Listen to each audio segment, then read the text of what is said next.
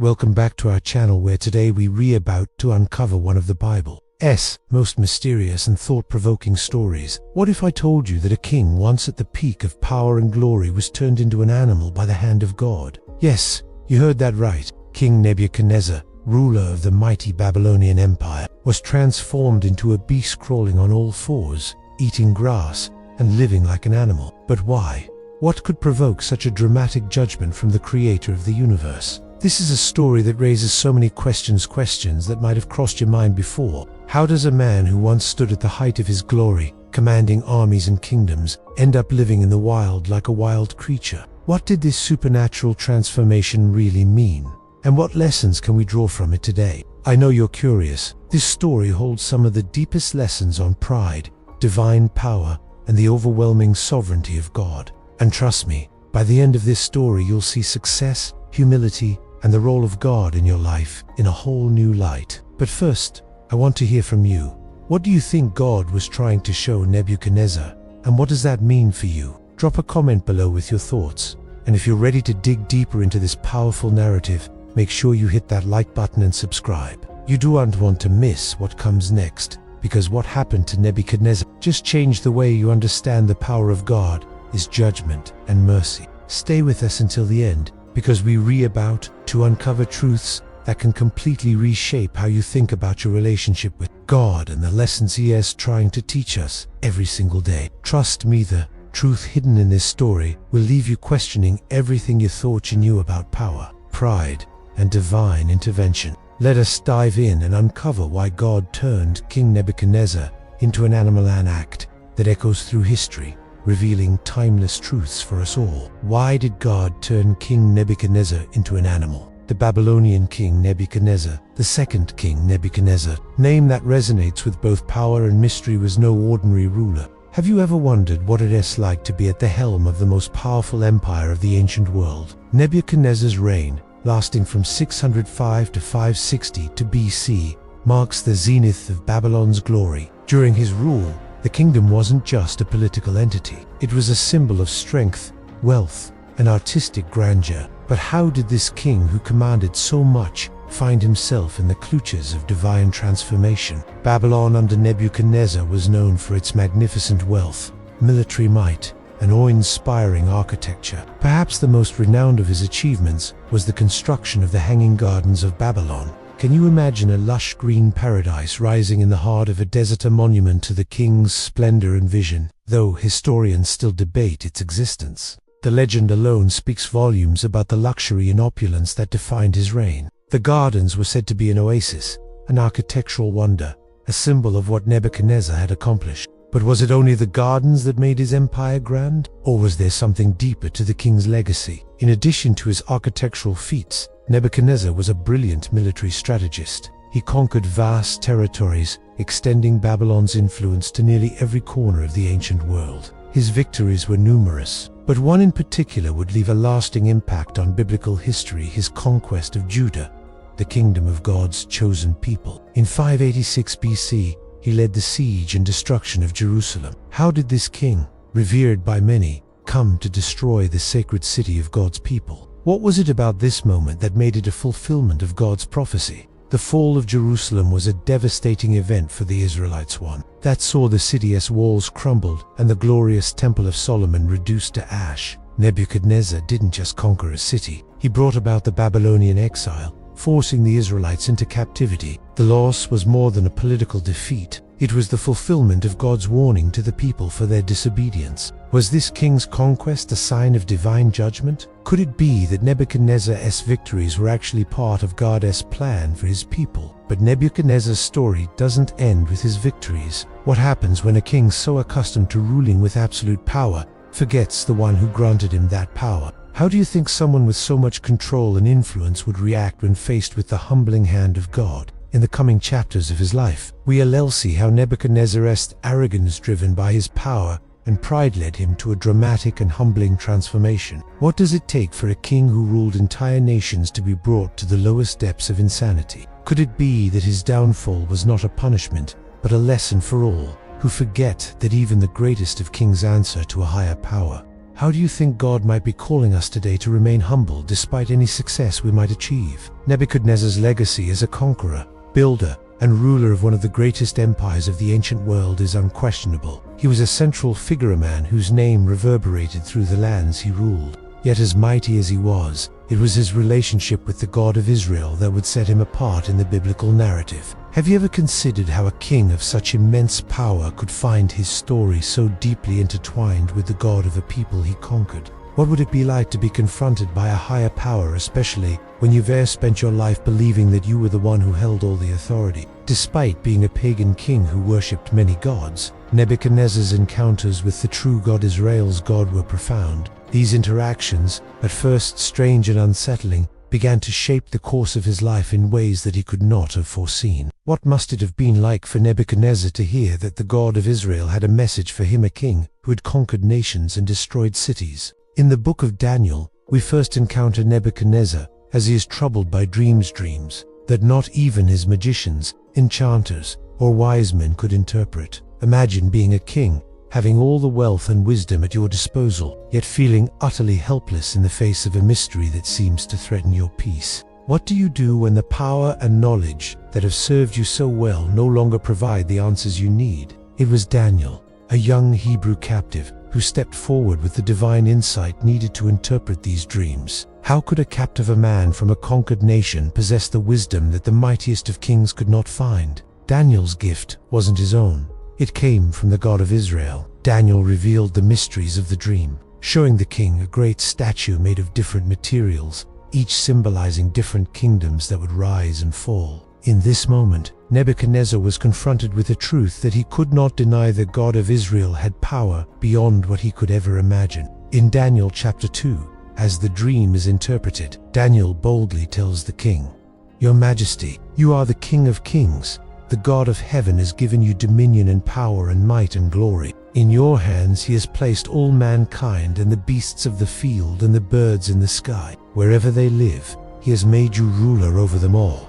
You are that head of gold." Daniel 2:37-38. Can you feel the weight of those words? Here was a king accustomed to ruling with unchallenged authority, being told that his power was not his own, that it had been granted by a God much greater than he. What do you think Nebuchadnezzar felt in that moment? Perhaps, or maybe even fear. He had been told the truth about his position, and that truth was humbling. How do you react when you realize that your rise to power and success was not due to your own efforts, but to the will of a higher power? This verse from Daniel holds the key to understanding Nebuchadnezzar's story. It reveals that his rise to power, his vast empire, and the dominion he held over the world were all part of God's sovereign plan. Could it be that every leader, every empire, every kingdom is part of a divine orchestration placed exactly where God allows them to be? As it says in Romans 13:1, "Let everyone be subject to the governing authorities, for there is no authority except that which God has established." Nebuchadnezzar's authority was given by God, and this truth would soon become undeniable. But what happens when a king in all his glory forgets the source of his power? When a ruler believes that his success is solely the result of his own brilliance and strength, what can God do to remind him of his sovereignty? Could Nebuchadnezzar's path be a warning to all who rise to power, whether kings, leaders, or individuals, about the dangers of pride and the necessity of recognizing God's hand in all things? As we continue Nebuchadnezzar's story, we'll see how God's divine plan for him unfolds in ways that are both astonishing and humbling. How would you respond if you were Nebuchadnezzar, the mighty king, told that your greatness was not yours to keep? Would you bow to the truth, or would you resist, as so many do when confronted by the divine? But power, as it often does, began to whisper a dangerous lie into Nebuchadnezzar's heart, that he alone was the source of his own greatness. And slowly, that lie took root. His pride swelled with every victory, with every tower that scraped the heavens, with every nation that bowed to him.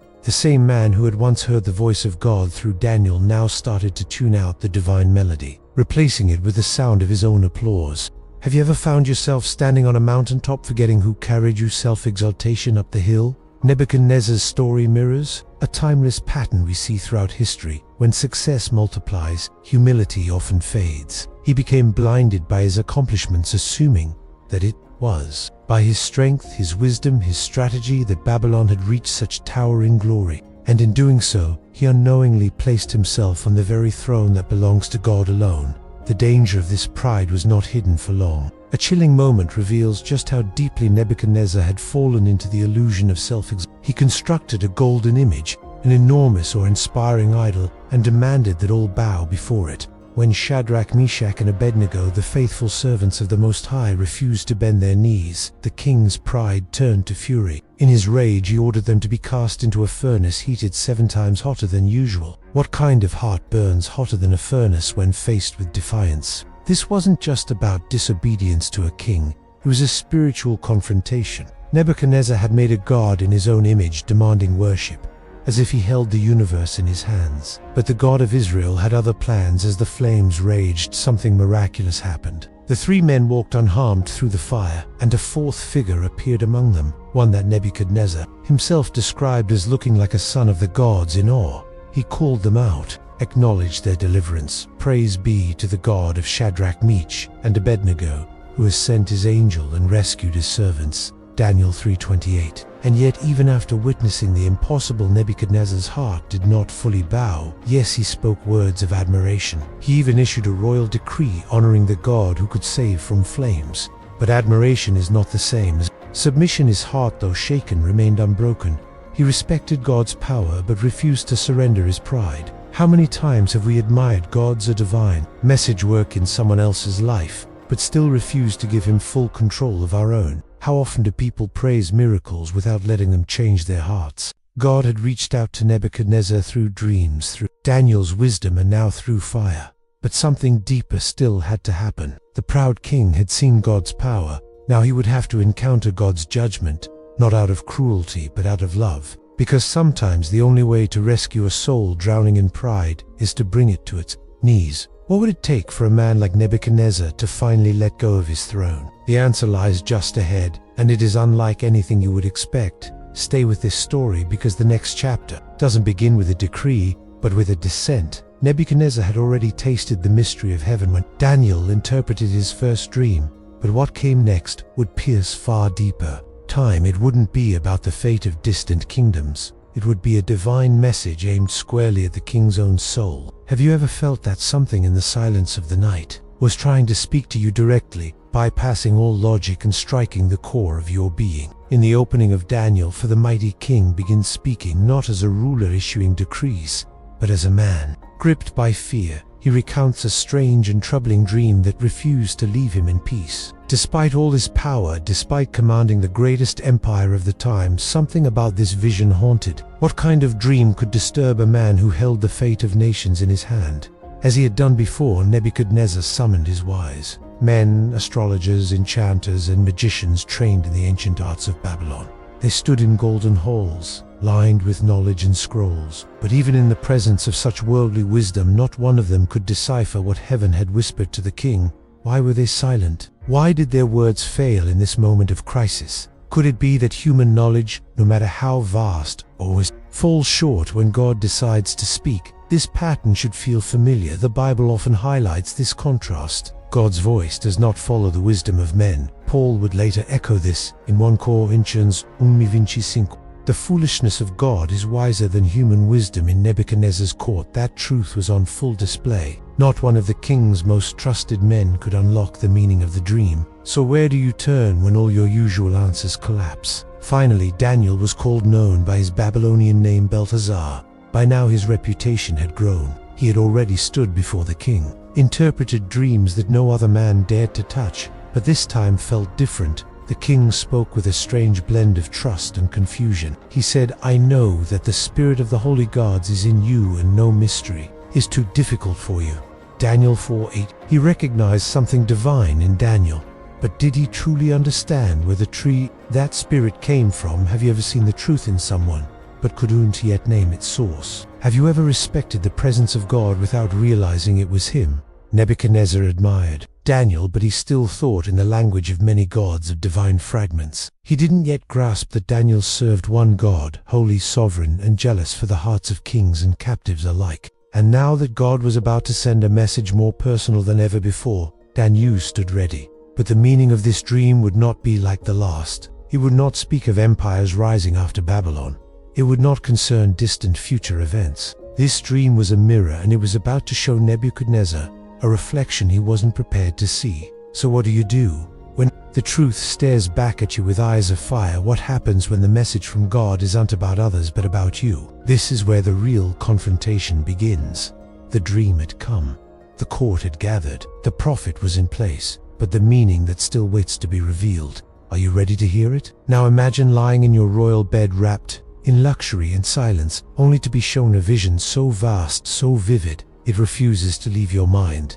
That's exactly what happened to Nebuchadnezzar. As he drifted into sleep, a divine message took root in his spirit. He didn't wake up to the noise of battle or rebellion, but to a tree, not just any tree, but one, unlike any seen on earth, towering, majestic, a living monument that reached the sky, casting its shadow across the world in Daniel 4:10-12. The king describes it in his own words. I looked, and there before me stood a tree in the middle of the land. Its height was enormous. The tree grew large and strong, and its top touched the sky. It was visible to the ends of the earth. Its leaves were beautiful, its fruit abundant, and on it was food for all under it. The wild animals found shelter, and the birds lived in its branches. From it, every creature was fed. But what did it mean? The symbolism here is profound. This wasn't just a tree, it was a portrait of power. It represented Nebuchadnezzar himself, standing in the center of the world like an unshakable pillar. Every leaf that shimmered in the sun was a sign of his prosperity, every fruit a token of the wealth he provided, every branch a refuge for nations who had come under Babylon's rule. Even the wild animals and birds, creatures that normally roam free, found rest in his shade. Isn't it curious how God chose such a beautiful image to begin this message? Could it be that sometimes judgment begins not with destruction but with beauty too grand to ignore at this moment in history? Babylon wasn't just surviving, it was thriving. The city's hanging gardens, its towering gates, its endless riches made it the wonder of the world. And at the heart of it all stood Nebuchadnezzar. He was the embodiment of Babylon's strength. The one who fed its people. The mystery, he ruled its territories and projected his might across continents like the tree visible to the ends of the earth. Nebuchadnezzar saw himself as untouchable, his influence limitless. But does a tree know when it's grown too tall? Can it feel when its roots have reached too far? Here's the mystery. This dream didn't begin with destruction. It began with glory. That's what makes it all the more haunting. It paints a vision of something powerful and good, but something that would not last. Why would God show such beauty if he planned to cut it down? That's the question lingering in the air. And it's what makes this dream more than just a warning. It's a revelation, a reflection, a reminder that what seems immovable to men is still completely within the reach of heaven. Have you ever built something so magnificent that you thought nothing could bring it down? Have you ever stood tall, unaware that the axe was already laid at the root? What Nebuchadnezzar didn't realize yet was that this glorious tree, his empire, his identity, his pride, was about to face a divine decree. And that's where the vision takes a sudden, chilling turn. What comes next will shake even the tallest tree to its core. The vision had begun in splendor, with a tree so mighty it seemed eternal. But suddenly the tone shifted. Nebuchadnezzar, still lying in the safety of his bed, found his dream pierced by a voice, not just any voice, but one sent directly from heaven. In Daniel 4:13-14, the king recounts, "In the visions I saw while lying in bed, I looked, and there before me was a holy one, a messenger coming down from heaven. He called in a loud voice, 'Cut down the tree and trim off its branches, strip off its leaves and scatter its fruit. Let the animals flee from under it and the birds from its branches.'" Can you picture the scene? One moment the tree stands proud, offering shelter to the world. The next, a divine command echoes through the heavens. The branches that had once stretched like arms across empires are ordered to be trimmed. The lush leaves, symbols of prosperity, are stripped away. The fruit, once abundant, is scattered to the winds, and all who once depended on it, creatures of every kind, flee in fear. What would it feel like to watch everything you built begin to unravel? Not because of war or betrayal, but because heaven itself had spoken. This Holy One, this divine messenger, was not delivering a warning. He was issuing judgment. The order was clear. The tree must fall. And that tree, as Daniel would later confirm, was Nebuchadnezzar himself. The once glorious king, the source of strength for an entire empire, was about to be brought low, not by enemy swords or political revolt, but by the hand of the Almighty. The judgment was personal, and it was coming quickly. But just as the axe was raised, a glimmer of mercy shone through. In Daniel 4:14 we hear a surprising instruction, "But let the stump and its roots, bound with iron and bronze, remain in the ground, in the grass of the field." Why leave the stump? Why not destroy it completely? This small detail is loaded with meaning. Though the tree would fall, its roots would remain.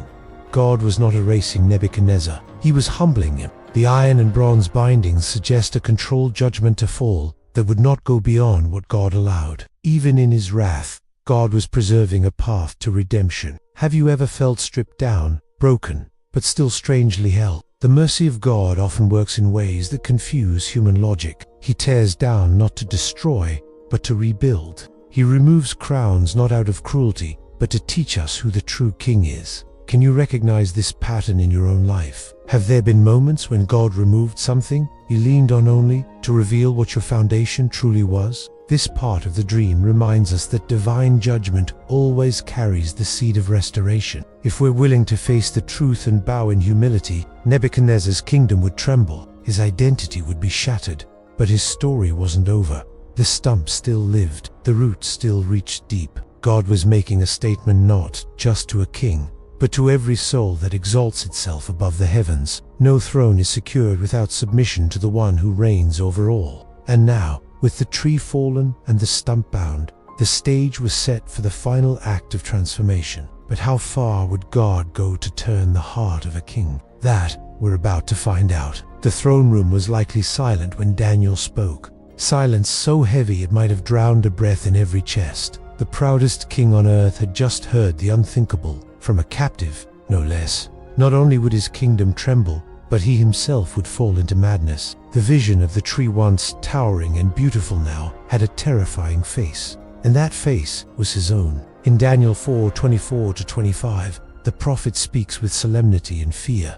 "This is the interpretation, Your Majesty, and this is the decree the Most High has issued against my lord the king.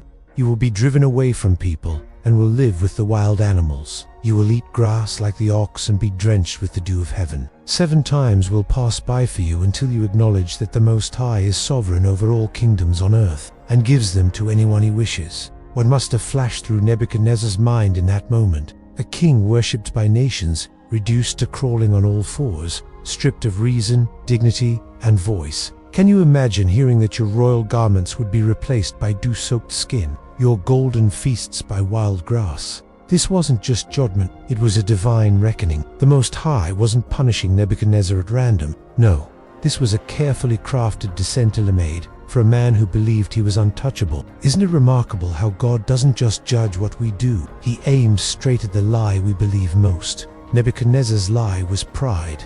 Pride in his empire, pride in his self-made image, pride in his control. But God was about to show him that dominion belongs not to men, but to heaven. For 7 long years, the king who once ruled from a throne of gold would be exiled to the wilderness. He would not sleep in silk, but under open skies. He would not dine in palaces, but graze in fields. This was the stripping of identity, the unraveling of human ego. And yet, amid this warning, a thread of hope remained. Daniel, though deeply grieved by the vision, did not deliver it without mercy. He pleaded with the king in verse 27. "Therefore, Your Majesty, be pleased to accept my advice. Renounce your sins by doing what is right, and your wickedness by being kind to the oppressed. It may be that then your prosperity will continue." This moment reveals so much about the heart of God. Even in the shadow of judgment, he offers a door to mercy. Have you ever stood at the edge of consequences and been offered one final chance to turn back? Daniel's plea was just that, a final call before the storm. He didn't offer religious rituals or empty sacrifices. He offered righteousness and compassion. Turn from injustice. Be kind to the oppressed. Break the chain of your arrogance, and maybe, just maybe, this tree won't fall. What does it say about God that even the most arrogant king, the one who built idols and burned men alive, was still given a way out? Could it be that no matter how high we climb or how far we fall, the hand of God is always reaching, waiting for humility? This wasn't just a warning to a king, it's a mirror to every heart that leans on power, applause, or pride. What would it take for you to renounce the throne you've built and admit who truly rules? The dream had been revealed, the decree had been spoken, the invitation to repent had been made, and now All of heaven seemed to hold its breath waiting for the king's response. But would Nebuchadnezzar listen, or would pride write the next chapter of his fall? For 12 long months after the dream, heaven waited. Nebuchadnezzar had been shown mercy. A divine warning had been issued, a clear interpretation delivered, and even a heartfelt plea for repentance offered by Daniel. But what did the king do with it? Nothing. Or rather, he did what many of us do when confronted by truth. He paused, considered it for a moment, and then returned to life as usual. Have you ever received a wake-up call lonely to hit snooze? The days passed, the urgency faded, and the pride it remained. A full year after the vision, the Bible paints a striking scene.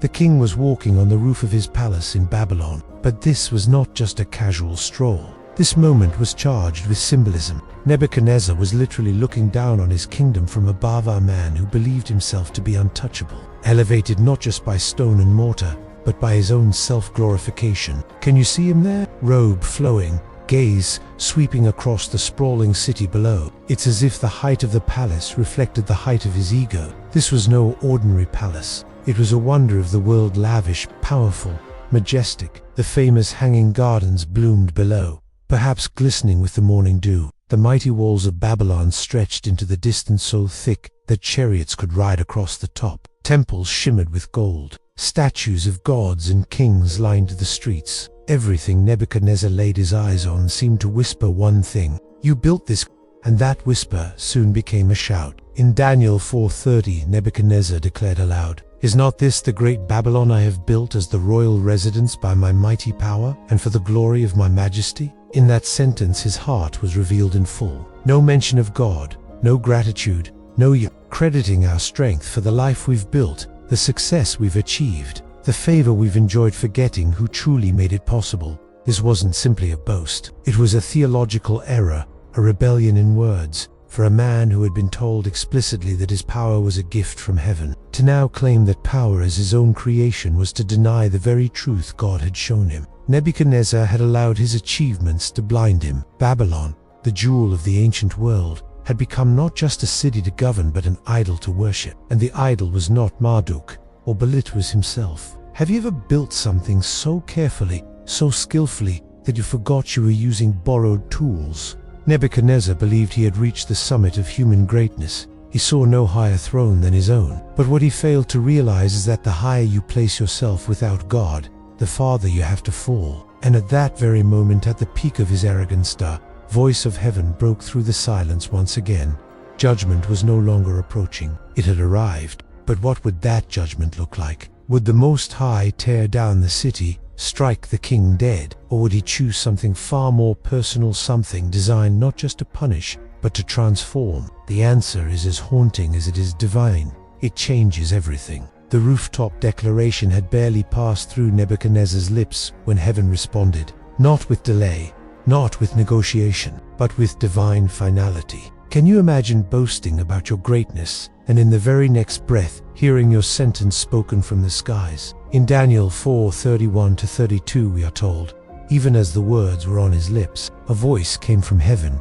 "This is what is decreed for you, King Nebuchadnezzar.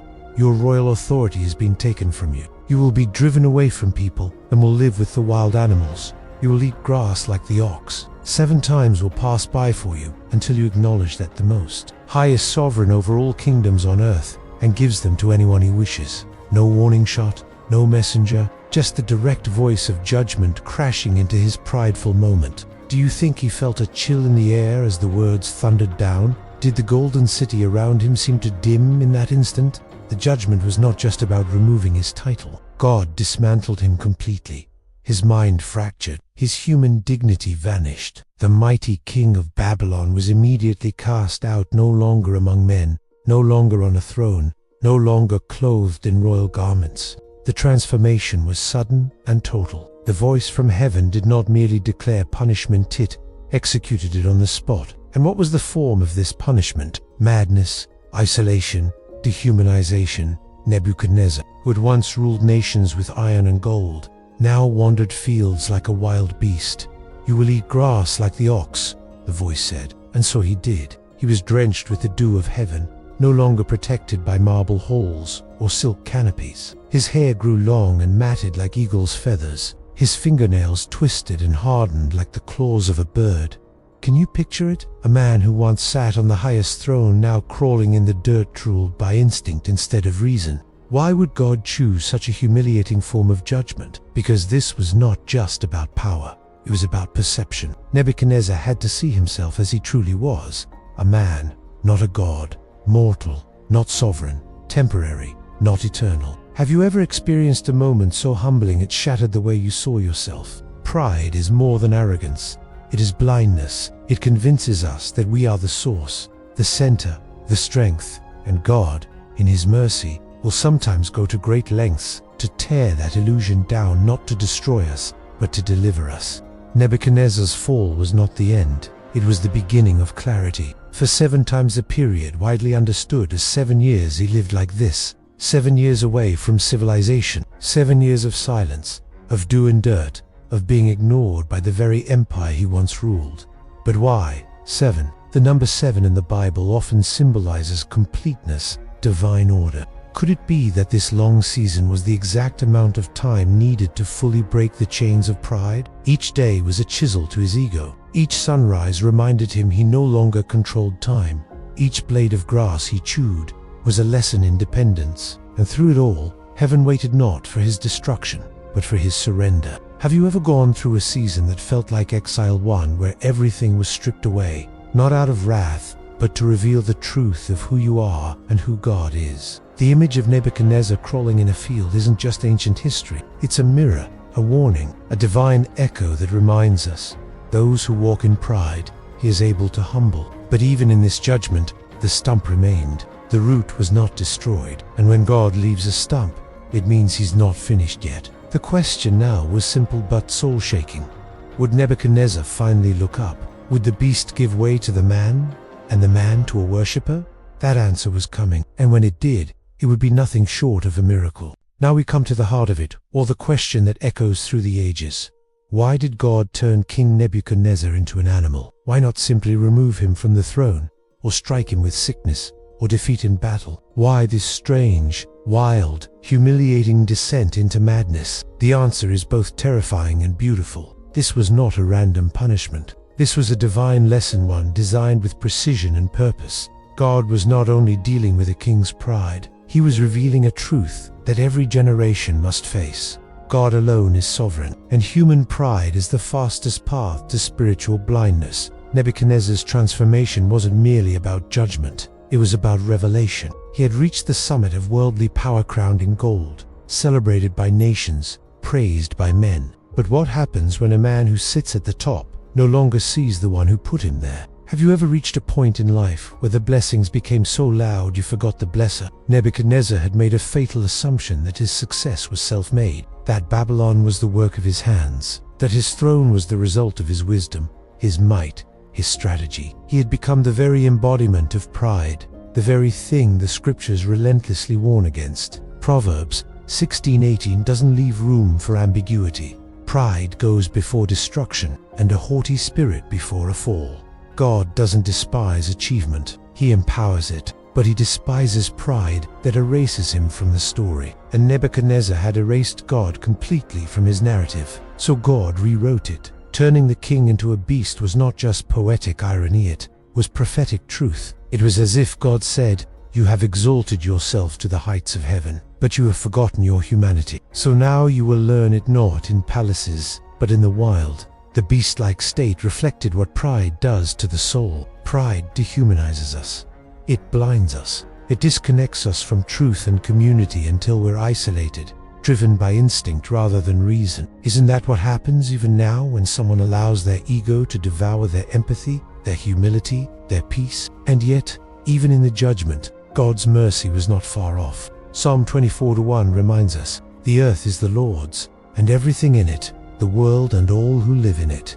Nebuchadnezzar had forgotten this, but God, in His love, determined to remind him not with a whisper, but with an experience so raw that it would break through even the thickest armor of pride. For 7 years, 7 long, quiet, humbling years, Nebuchadnezzar wandered alone, insane, animal-like, a man without reason, a king without a crown. But something sacred was happening beneath the surface's slow undoing of arrogance. a quiet awakening, and then came the turning point. In Daniel 4:34-35, Nebuchadnezzar himself recounts the moment.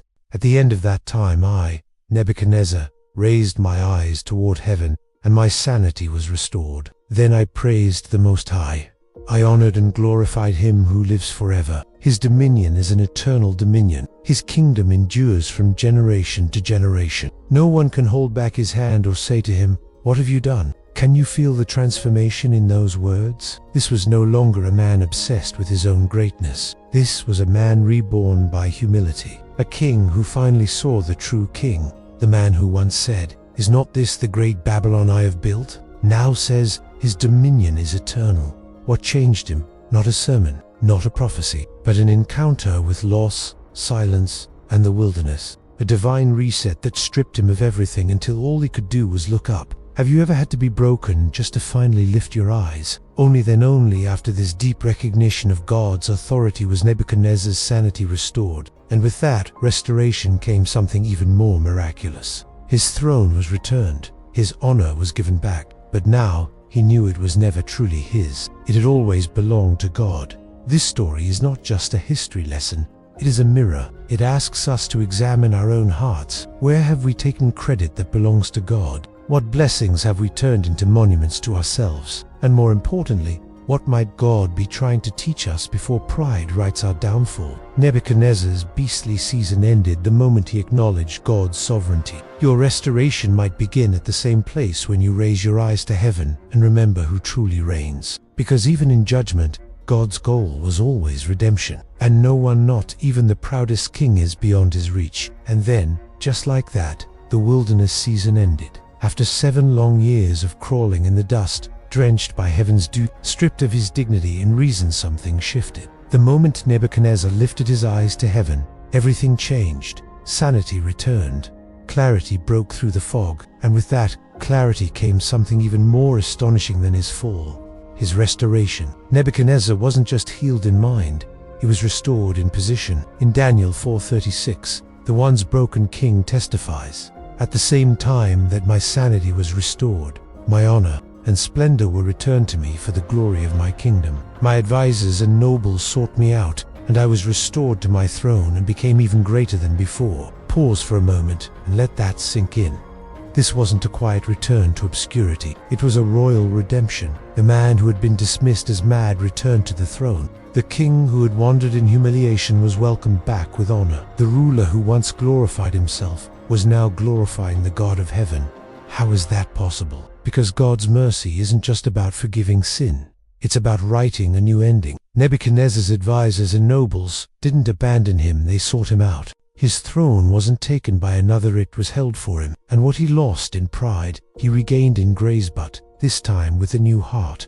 A heart that no longer boasted, but worshipped. And then came his final confession, his greatest legacy. Not a temple, not a tower, not a conquest, but a testimony. Now I, Nebuchadnezzar, praise and exalt and glorify the King of Heaven, because everything he does is right and all his ways are just. And those who walk in pride, he is able to humble. Daniel 4:37, this is no longer the voice of a man building monuments to himself. This is the voice of a man who met the living God. A man who was broken so he could be rebuilt on truth. A king who descended into madness only to rise in worship. Yes, Nebuchadnezzar returned to his throne, but more importantly, he returned to his senses. And even more than that, he returned to God. So what does that mean for you? If God could humble the greatest king on earth and then lift him back up, what could he do in your life? If he could redeem a man lost in pride and madness, how far is his mercy willing to go to restore you? The story of Nebuchadnezzar is not just about judgment. It is about a God who disciplines those he loves and who lifts up all who finally lift their eyes. He is still the King of Heaven, and he is still writing redemption stories. Will you let him write yours? Nebuchadnezzar's story is not just a relic of ancient history. It's a living message echoing across time into our modern hearts. Though his crown has long since turned to dust, the warning and the wonder of his journey still speak loudly today, because pride has never gone extinct. We may not rule empires like Babylon, but pride can still rule our hearts, whether it's the titles we chase, the homes we build, or the praise we crave, it's easy to believe that our achievements are ours alone. But Nebuchadnezzar's story reminds us that everything we have is a gift,